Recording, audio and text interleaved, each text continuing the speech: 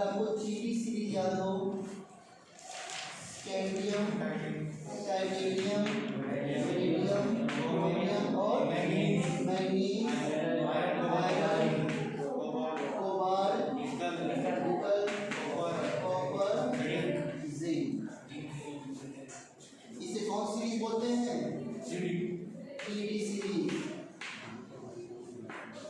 ठीक है, इसका रीजन क्या है? ये 3D1 होता है, ये 3D2 होता है लास्ट में, ये 3D3 होता है और ये 3D5 हो जाता है। ठीक है, ये भी 3D5, 3D6, 3D7, 3D8, 3D10 और 3D10। इसको और ऐसे नहीं लिखा मैंने साथ में। इसके बाद 4D सीरीज है। 4D सीरीज में Y, ZR, MB और MO क्या होता है? मॉलिब्डेनम। PC, हाँ, रुबियम और रोडियम, RH, हाँ, PB और कॉपर मिल जाएगा, सिल्वर और ये कैडमियम। ठीक है ना, ये 4D सीरीज है। 5D सीरीज में हफ्ता वरना क्या था उसको के साथ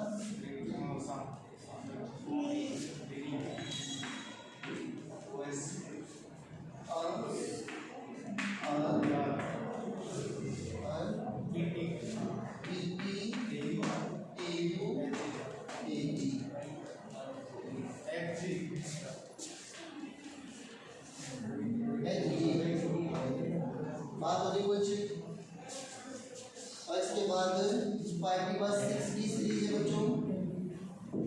6D सीरीज, 6D सीरीज में यहाँ पर क्या होता है?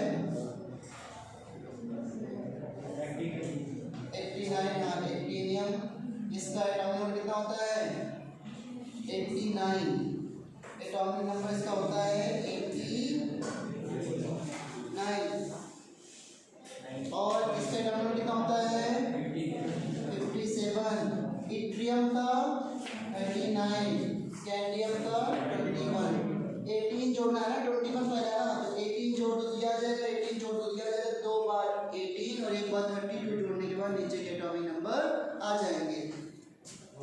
इसके बाद 89 के बाद 90 होता है, जो कि यहाँ पे नहीं होता है, डायरेक्ट यहाँ पे कितना आता है? 104। ठीक है ना, 104, 105, 106, 107 एंड सो ऑन, ये होते हैं। तो दिक्कत नहीं। ये 4D सीरीज है। अगर आउटर मोस्ट इलेक्ट्रॉन 3D में भरता है तो 3D सीरीज, 4D में भरता है तो 4D सीरीज, 5D में भरता है तो 5D सीरीज। किसी को पता है ZR का क्या नाम होता है? जर्कोनियम। हाँ, कुछ नाम पता होना चाहिए आपको।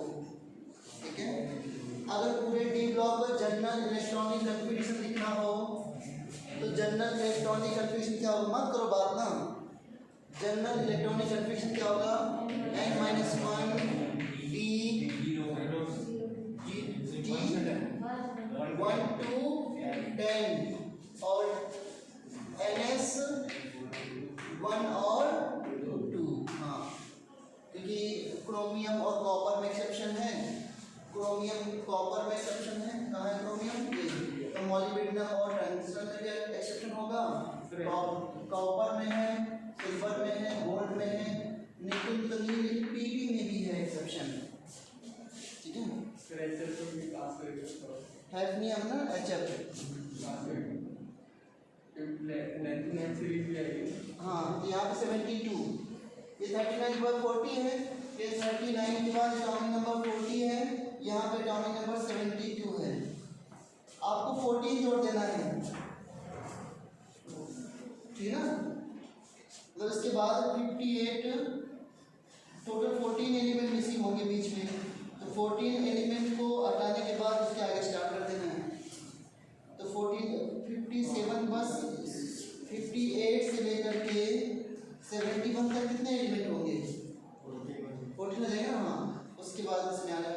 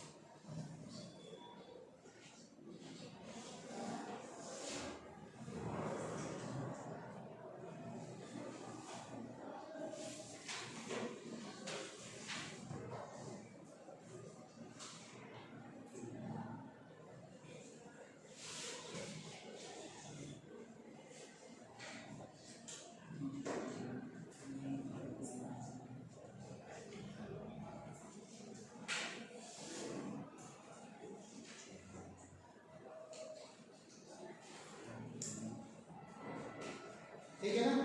ओके। अब देखो एक्सेप्शनल कॉन्फ़िगरेशन, अगर 3D सीरीज की बात की जाए तो एक्सेप्शनल कॉन्फ़िगरेशन किस में होता है? 3D सीरीज में क्रोमियम और कॉपर।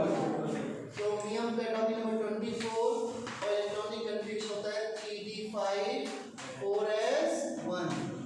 कॉपर का एटॉमिक नंबर 29 और एक्सेप्शनल कॉन्फ़िगरेशन जो है वो किसका होता है? 3d10 4s1। बताओ जरा 4D सीरीज में किसका एक्सेप्शन होगा?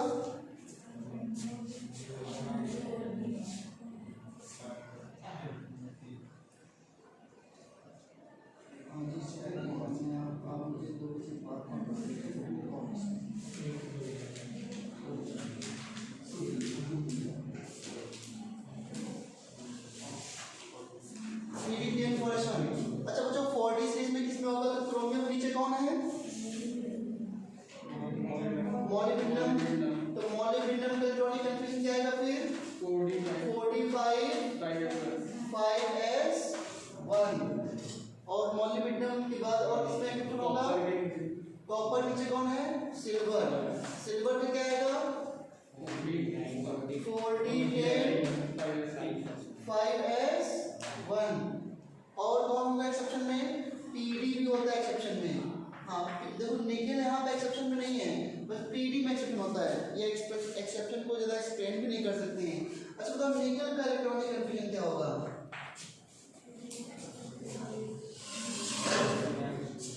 बताओ निकेल का एटॉमिक नंबर 20 है क्या बच्चों? इसका एटॉमिक 20 है ना? तो 3d8 4s2 होता है। पीडी में क्या होना चाहिए था? 48 5s2, बट ये होता है 40 याद है क्या होता है? 4010 5s0। ये बहुत ही एक्सेप्शनल इलेक्ट्रॉनिक कॉन्फ़िगरेशन है पीडी का।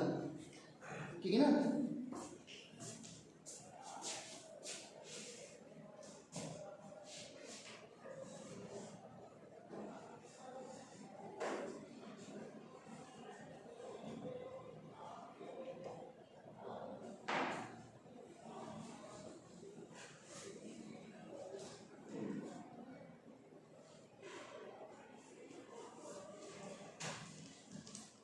ठीक है।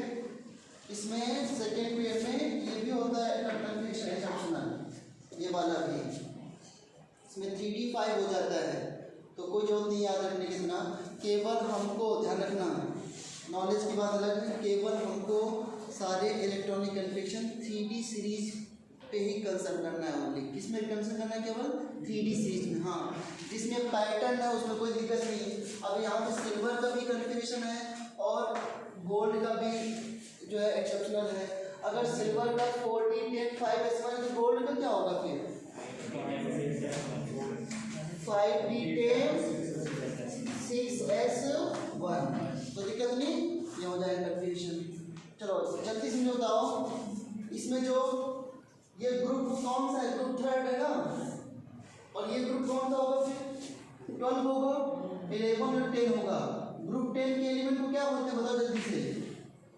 ग्रुप 10 के एलिमेंट क्या बोलते हैं? हाइड्रोजिनेशन कैटलिस्ट या हेट्रोजीनियस कैटलिस्ट बोलते हैं इसको। याद करो एल्कीन का हाइड्रोजनेशन जब करते हैं तो किसके प्रेजेंट करते थे? निकल या पीडी या पीटी। याद करो रोजरमन रिडक्शन कौन सा मेटल यूज करते हैं रोजरमन रिडक्शन में? Palladium PdBsO4। लिंडलार कैटलिस्ट में क्या यूज करते थे? Palladium PdC। कोई दिक्कत नहीं। ये सब क्या होते हैं? हाइड्रोजनेशन यानी कि रिडक्शन करने वाले कैटलिस्ट होते हैं और ये हमेशा रिएक्टेंट की डिफरेंट फेज में काम करते हैं। रिएक्टेंट अगर रिएक्टेंट गैस फेज में होगा तो ये किस फेज में होते हैं? मतलब सॉलिड फेज में, इसलिए बोलते हैं इसको हेट्रोजीनियस कैटलिस्ट या हाइड्रोजनेशन कैटलिस्ट। निकल पीडी और पीटी क्या होते हैं बच्चों? Hydrogenation catalyst. पहली इंफॉर्मेशन। इसके बाद 11 को सबको पता है, 11 के एलिमेंट को क्या बोलते हैं? Coinage metal. क्या बोलते हैं इसको?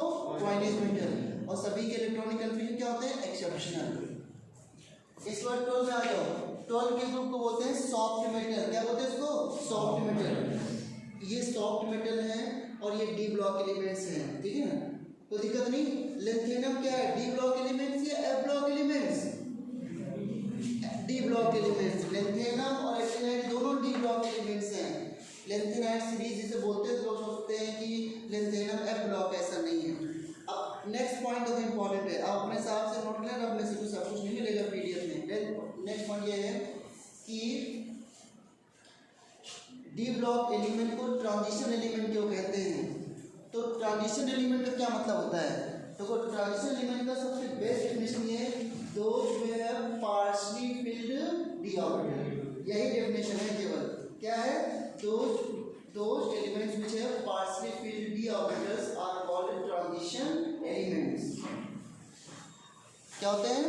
जिनके पास partially filled d orbitals होते हैं उसे बोलते हैं transition elements। So they are also called transition element।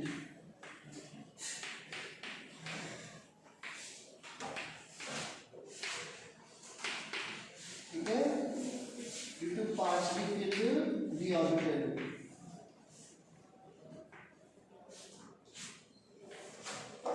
partially filled d orbitals। ठीक है?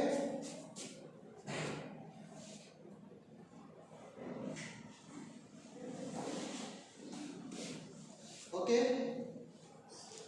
नेक्स्ट पॉइंट ये है, जिंक, कैडमियम और mercury are not considered as a transition element. They are D block elements but they are not transition element। अगर ना पता हो तो नोट कर लेना। Zinc, cadmium and mercury are D block elements but not considered as a transition element because they are fully filled d orbitals। Point note कर लो, ठीक है? Zinc, cadmium, mercury, zinc, cadmium, mercury are D block elements but not considered as a transition element as they have fully filled D subshell।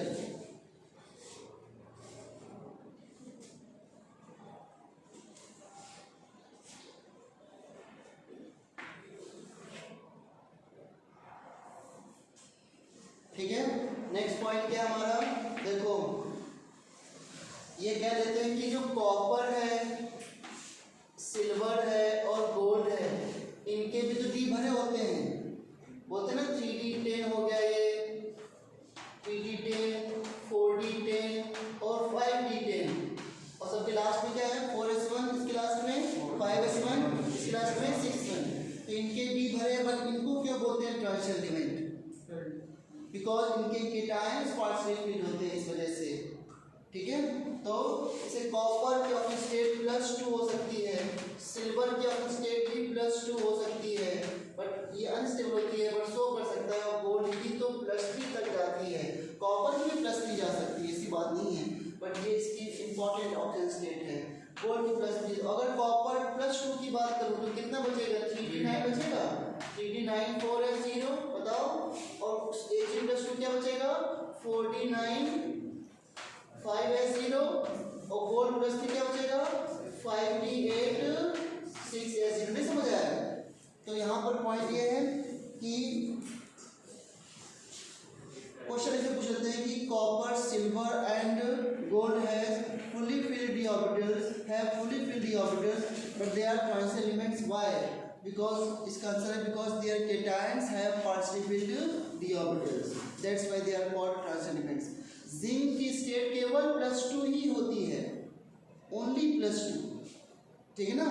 और cadmium की भी केवल क्या होती है +2। तो इनके डी भरे रहेंगे चाहे वो केटायन फॉर्म में हो या ग्राउंड स्टेट में हो। तो लिख लो इस बात को, लिखना चाहते हो copper silver and gold are called transition elements because their cations have partially filled d orbitals, ठीक है ना, because उनके केटायन जो है वो partially filled d orbitals हैं।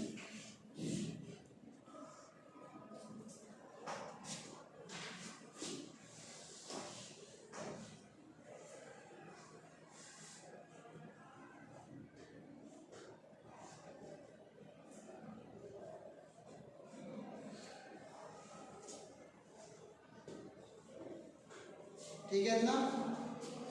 नेक्स्ट देखो, नेक्स्ट पॉइंट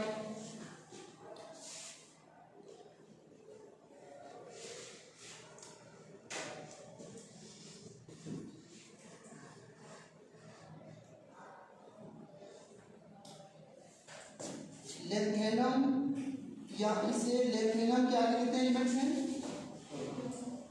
लेथेनम का इलेक्ट्रॉनिक कन्फिग्रेशन करोगे तो इसे देखो, इसका 3d1 4d1 ये क्या आएगा 5d1। तो लेथेनम को तो होता है 5d1, लेकिन 5d1 के बाद 5d2 नहीं होता है, इसके बाद क्या स्टार्ट होता है 4f1। तो लेथेनम के आगे सीरियम से लेकर के ड्यूटेरियम तक रखना, इसको ऐसे याद रखते हो लालू, यहाँ पर एले लेथेनम है और लू पर कौन है deuterium, but lanthanum is not a D block elements. So F block में क्या है डी ब्लॉक है। स्टार्ट कहाँ से होगा सीरियम से, सीरियम का एटॉमिक नंबर 58 और इसका एटॉमिक नंबर कितना होगा 71। ये यहाँ पर 4f1 से लेकर के कितना बढ़ता है बच्चों 4f14 तक। और 4f कैसा स्केलिंग इफेक्ट होता है, पुअर या स्ट्रॉन्ग? पुअर। तो इसके बाद देखो डी ब्लॉक एलिमेंट में कुछ भी रेगुलरिटी नहीं है, ना तो एटॉमिक साइज में कैसे बोलो कि आगे जाने पर साइज डिक्रीज होता है इरेगुलर है, आगे जाने पर एनर्जी बढ़ती है इरेगुलर है, ना तो मेल्टिंग पॉइंट ना बॉइलिंग पॉइंट मेटेलिक स्ट्रेंथ, कुछ भी चीज जो है वो रेगुलर पैटर्न में नहीं है, बट लेंथेनॉइड एलिमेंट्स में है, ठीक है।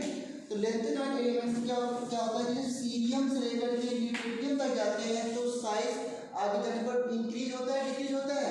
वैसे पीरियड में साइज एक क्रॉस द पीरियड साइज बढ़ता है कि घटता है? घटता है ना। हाँ, तो यहाँ पर क्या होगा कि लेंथेनम से लेकर के और लेंथेनम के बाद सीरियम से लेकर के ड्यूटेरियम तक साइज रेगुलर डिक्रीज होता है।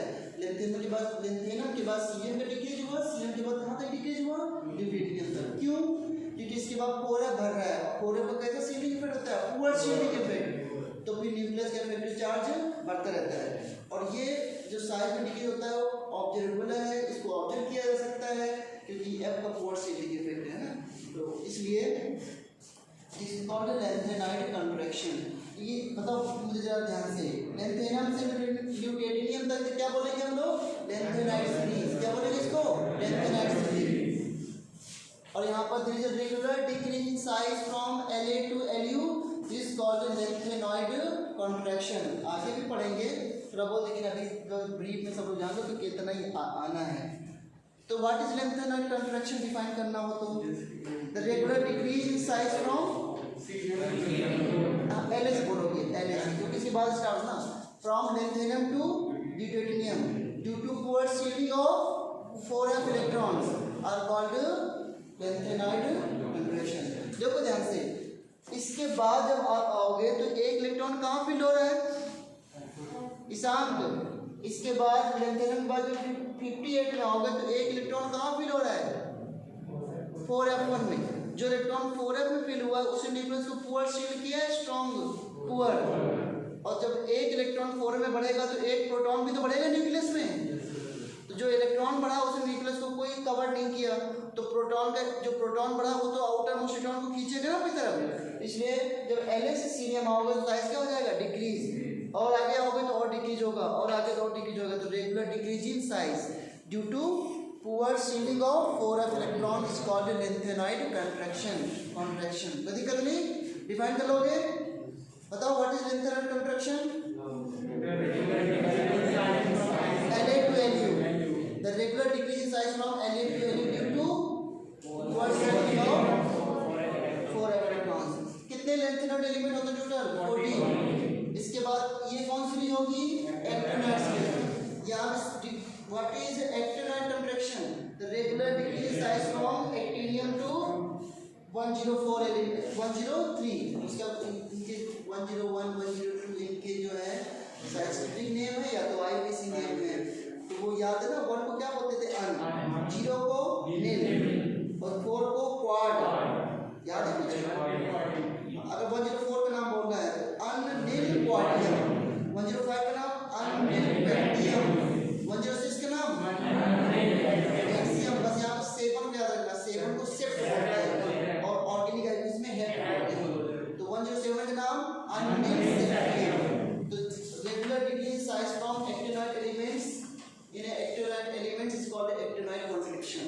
बताओ ज्यादा साइज में कंट्रैक्शन किस में होगा, लेंथेनाइड सीरीज में या एक्टिनाइड सीरीज में। 5f एलिमेंट जो 5f इलेक्ट्रॉन्स होते हैं वो न्यूक्लियस को और भी पुअर शील्ड करते हैं, तो इफेक्टिव न्यूक्लियर चार्ज और भी बढ़ेगा तो और साइज भी होगा। तो ये क्वेश्चन क्या बनता है कि लेंथेनाइड सीरीज एक्टिनाइड सीरीज में साइज डिक्रीज ज्यादा होता है with respect to lanthanide series. क्या रीजन इसका, बिकॉज 5f का जो शील्डिंग इफेक्ट होता है that is more poor than 4 electrons. इस वजह से actinide contraction is more than lanthanide contraction. एक पॉइंट मान लीजिए इसको, actinide contraction is greater than lanthanide contraction. ये आपको तुरंत ही याद रहेगा क्योंकि जो डिफिकल्ट पार्ट में हमने पहले कर लिया रिएक्शंस में। Actinide contraction is greater than lanthanide contraction because 5f electrons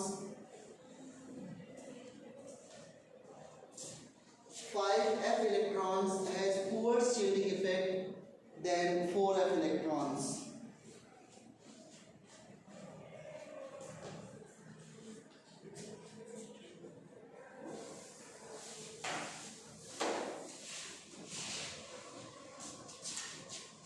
ठीक है,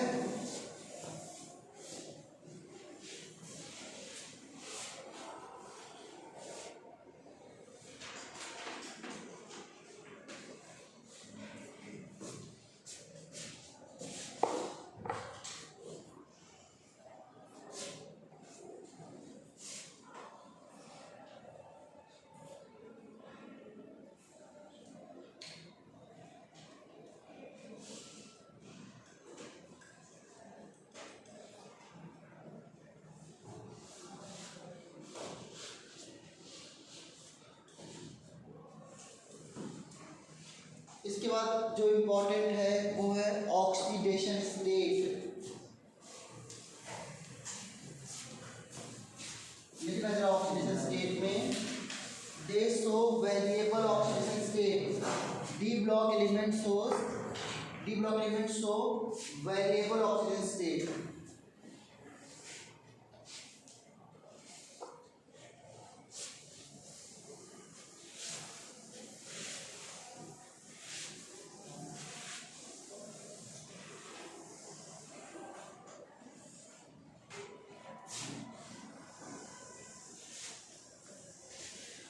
वेरिएबल ऑक्सीजन स्टेट शो करते हैं। एक एक करके देखो उनके ऑक्सीजन स्टेट। स्कैंडियम होता है 3d14s2, ठीक है।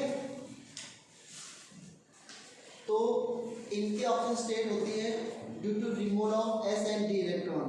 नीचे oxidation state is due to removal of outermost s and inner d electrons. Oxidation state is due to removal of outermost s and inner D electrons, ठीक है ना। अब देखो अगर ये 2 इलेक्ट्रॉन जो s के निकल जाए तो क्या स्टेट शो करेगा +2, लेकिन इसमें क्या होता है डी में केवल एक इलेक्ट्रॉन्स है, तो जैसे 2s के इलेक्ट्रॉन रिमूव करने के लिए जो एनर्जी देते हैं, 2s के इलेक्ट्रॉन को रिमूव करने के लिए जो एनर्जी देते हैं उससे उसी के आसपास एनर्जी में डी के इलेक्ट्रॉन भी रिमूव हो जाता है। तो वैसे तो इसकी 2 स्टेट नीचे थी s के सारे और डी का, लेकिन इसकी केवल एक ही ऑफ स्टेट रिलीज करती है, दैट इज +3, बिकॉज 4s के बाद डी को निकालने में बिल्कुल भी एनर्जी ज़्यादा देनी नहीं पड़ती है, तो इसकी मेन ऑफ स्टेट +3 ही है और एक ही कंपाउंड को बनाता है +3 ऑफ स्टेट का, ध्यान रखना। इसकी मेन ऑफ स्टेट +3 ही है, +2 हो सकती थी थ्योरेटिकली, लेकिन वो होती नहीं है। इसके बाद से टाइटेनियम की बात करें, टाइटेनियम होता है 3d24h2, पहले s की निकालो कितना आएगा +2, उसके बाद d की एक ही रिमूव करो +3 और उसके बाद +4, इसकी तीनों होती हैं +2 +3 और +4। वेरिएबल ऑफ स्टेट होगी, स्कैंडियम की वेरिएबल नहीं है, स्कैंडियम की फिक्स है +3, ठीक है, बिकॉज डी में एक इलेक्ट्रॉन्स है तो उसको निकालने में ज़्यादा एनर्जी नहीं देनी पड़ती है। अगर 2 हो जाएंगे तो फिर एक निकालोगे डी का इलेक्ट्रॉन, उसके बाद एक निकालोगे तो एनर्जी डिफरेंस आ जाएगा।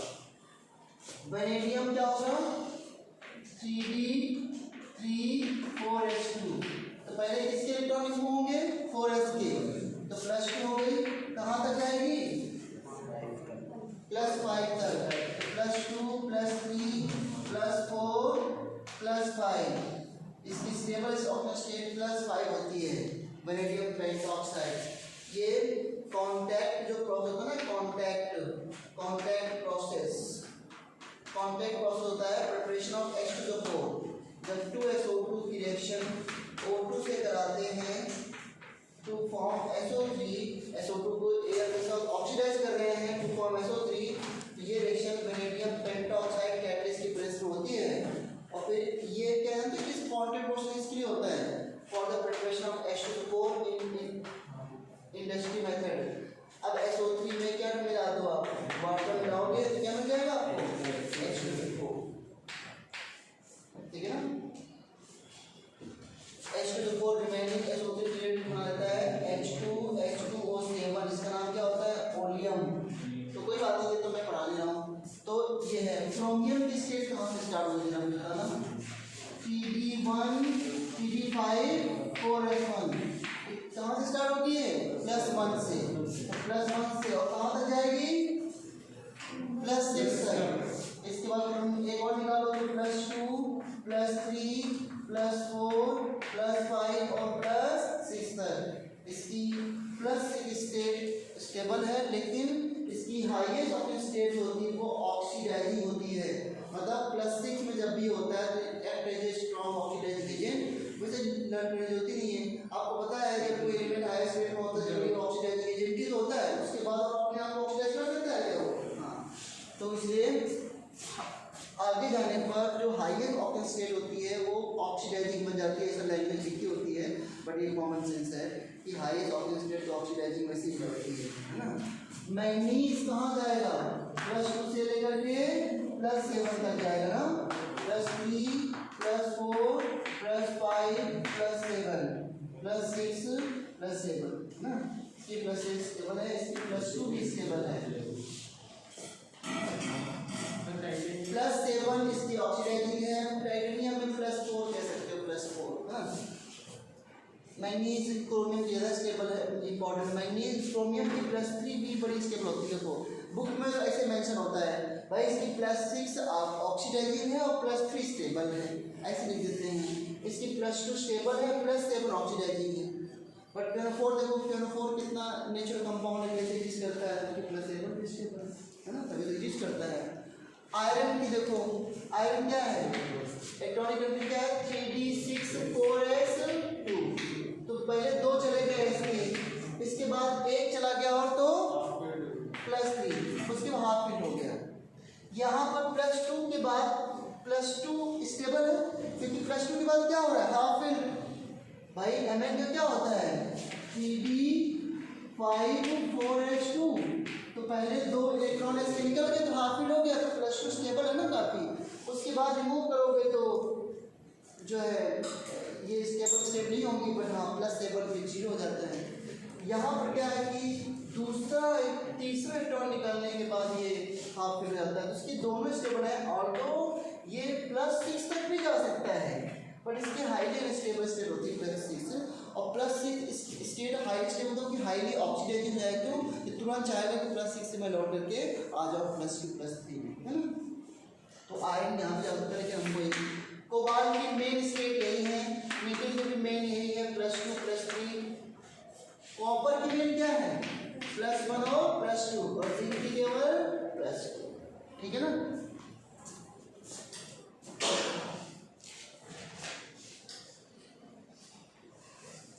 तो एक अगर इसमें इंटीजर टाइप क्वेश्चन पूछ लिया जाए कि 3D सीरीज में कौन से एलिमेंट है जो केवल single non zero octane state show करते हैं, स्कैंडियम और जिंक, और तो सब वेरिएबल शो कर रहे हैं ना। स्कैंडियम की फिक्स है +3 और जिंक की फिक्स है +2। जिंक की कभी +1 नहीं देखी होगी ना,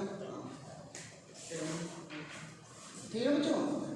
state single non zero octane state, इसे फ्लोरीन क्या शो करता है, single non octane state, non zero octane state -1 नहीं,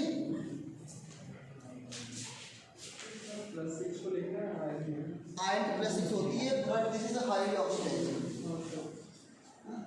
इसलिए बुक में मेंशन नहीं होगा +2 +3 है, आगे तो सिंपल रहता है। क्या इरेज कर सकते हैं उसको, हाँ ये ऑक्टेन स्टेट है। इन ऑक्टेन स्टेट से रिएक्शन फिर आसान रहती है समझना। अब एक क्वेश्चन और आता है, अपने हिसाब से पॉइंट में लिखते हैं बच्चों, पीडीएफ में इतना सब इसमें लिखा हुआ है, क्योंकि डी ब्लॉक को हमेशा क्वेश्चन के थ्रू करना चाहिए, अदरवाइज देखना है क्या पड़ेगा, कुछ भी समझ नहीं आएगा उसमें।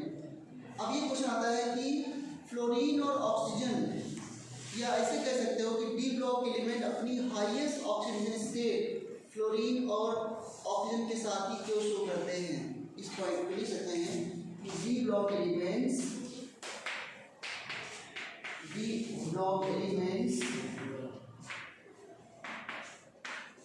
so highest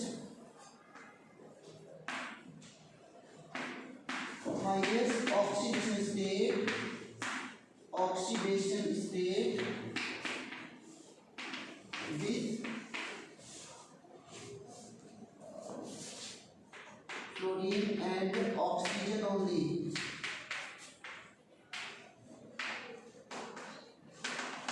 इसका रीजन क्या है, अगर डी ब्लॉक एलिमेंट्स क्या मेटल है नॉन मेटल है, D block element metal non metal है, मेटल्स हैं सारे, एफ ब्लॉक एलिमेंट भी क्या है मेटल्स। तो जब ये फ्लोरीन और ऑक्सीजन से कंबाइन करेंगे तो क्या बनाएंगे, उनका नाम क्या हो जाएगा, फ्लोराइड एंड ऑक्साइड। अरे भाई मेटल फ्लोराइड और मेटल ऑक्साइड होगा ना, तो they will form metal fluorides and oxides. अब मुझे बताओ जरा, ऑक्सीजन और फ्लोरीन के साइज छोटे होते हैं बड़े होते हैं, छोटे होते हैं। जब साइज छोटा होता है तो उसकी लैटिस एनर्जी ज़्यादा होती है कम होती है, लैटिस एनर्जी क्या होती है, चार्ज अपॉन साइज। जब साइज छोटा होगा तो लैटिस एनर्जी ज़्यादा होगी कम होगी, ज़्यादा होगी, तो इनकी जो ऑक्साइड बनेंगे उनकी लैटिस एनर्जी ज़्यादा होगी, यानी स्टेबल होंगे, और हाइड्रोजन एनर्जी भी ज़्यादा होती है। तो दो पॉइंट बना के सकते उसका रीजन क्या, पहला पॉइंट बिकॉज फ्लोरीन और ऑक्सीजन सबसे ज़्यादा इलेक्ट्रोनेगेटिव एलिमेंट है, तभी तो इलेक्ट्रॉन खींच लेंगे ज़्यादा। तो लिख लो पहली बात को, पहली बात fluorine and oxygen are the 2 highest electronegative elements. इसका रीजन एक और है, fluorine and oxygen are the 2 highest electronegative element.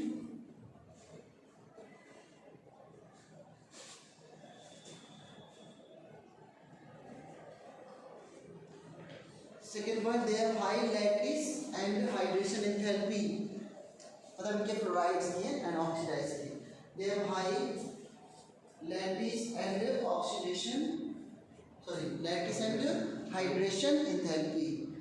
जो डी ब्लॉक एलिमेंट के कंपाउंड बनेंगे इनके साथ उनकी लैटिस एनर्जी और हाइड्रेशन काफ़ी ज़्यादा होती है, लैटिस से ज़्यादा मतलब बड़े स्टेबल आयनिक कंपाउंड बनाते हैं, ठीक है ना। एक पॉइंट और बोल सकते हैं कि ऑक्सीजन के अंदर टेंडेंसी होती है डबल बॉन्ड फॉर्म करने की, मल्टीपल बॉन्ड फॉर्म करने के लिए, तो और ज़्यादा इलेक्ट्रॉन ले लेता है, तो और ज़्यादा पॉजिटिव ऑक्सीजन स्टेट आ जाती है ना।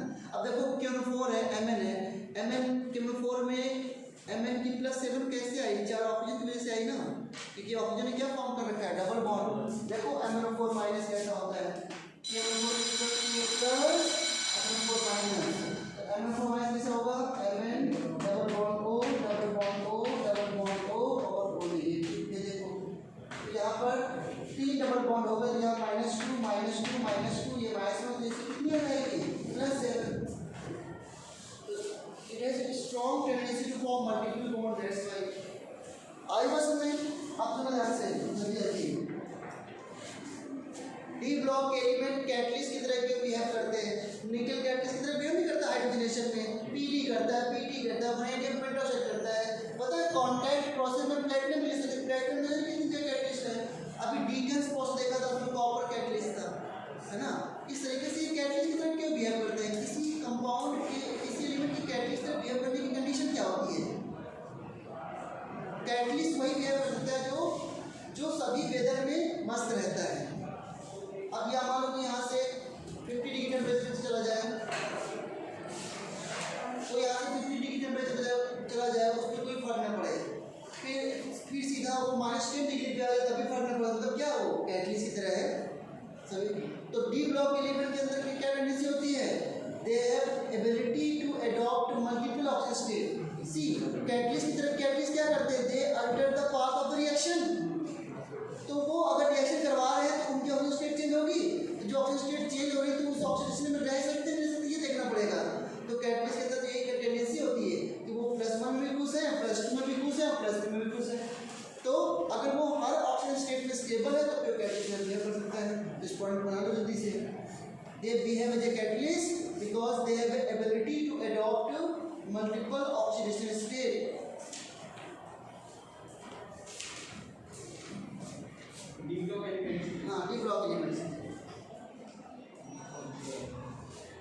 उनके अंदर मल्टीपल ऑक्सीजन स्टेट अडॉप्ट करने की टेंडेंसी होती है।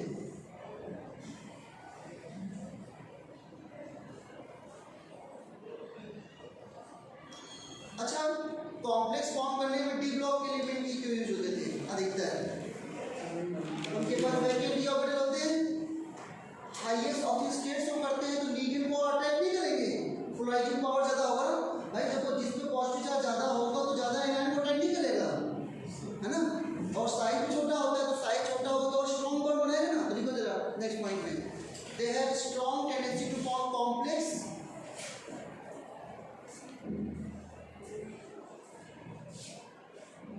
they have a strong tendency to form complex। Reason लिखना नीचे, नंबर 1 रीजन क्या है, due to presence of vacant d orbital, due to presence of vacant d orbitals, due to presence of vacant d orbital, next due to small size, due to small size, next due to high positive charge density।